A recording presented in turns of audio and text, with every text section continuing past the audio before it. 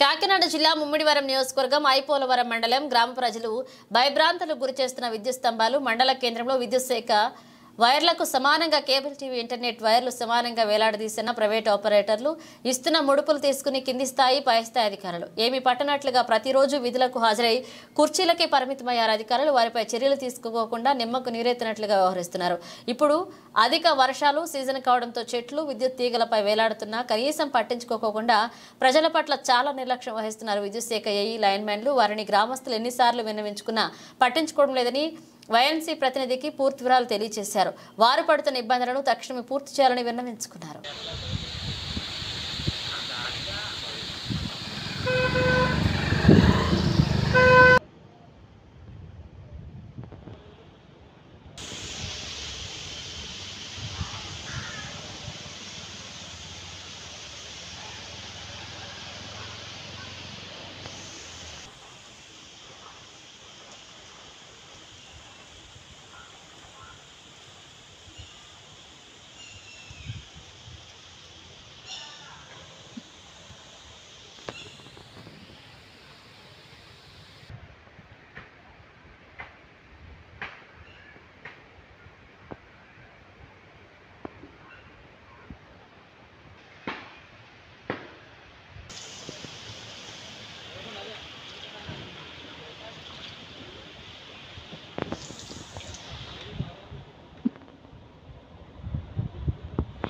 రేపు పొద్దున్న మా పిల్లలకి కూడా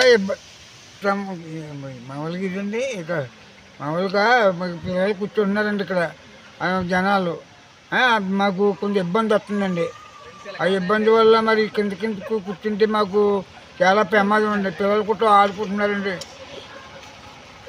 ట్యాక్షన్ మాత్రం వాళ్ళు సేకరించి మమ్మల్ని మాకు అది చేయాలని కోరుకుంటున్నామండి కర్ర స్తంభం మీదండి వైర్లు వాలిపోయినాయండి కిందకి దాని మీద కొమ్మలు వాళ్ళు ఉన్నాయండి రాసి కొమ్మలు మేమందరూ చాలామంది కూర్చుంటామండి ఆ దిమ్మ మీద కూర్చున్నందుకు చాలా ఇబ్బందిగా ఉందండి కొంచెం మాకు భయంగా ఉందండి చీకటి ప్రాంతం మాది అని చేత పిల్లలు గట్రా ఆడుకుంటున్నారండి అని చేత మీరు మాకు ఏమైనా సహాయం చేసి ఆ కొమ్మలు కూర్చుంటారని మేము కోరుకుంటున్నామండి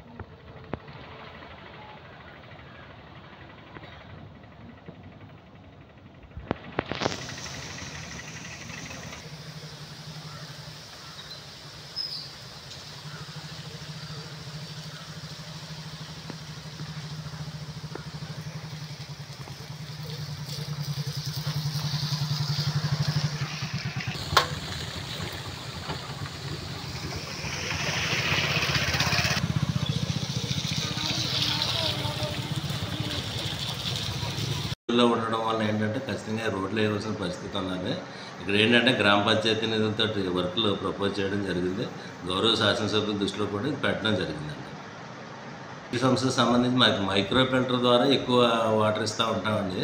అయితే మొన్న ఒక వారం రోజుల క్రితం అది పోయింది. కొత్తది కొనడం కూడా కొంచెం లేట్ అయింది. ఈరోజు ఆ కొత్తది కొనుగోలు చేసి అది ఏర్పాటు చేయడం జరుగుతుంది. ఈ లోపల మాకు శాండ్ ఫిల్టర్ ద్వారా ఇస్తున్నామండి.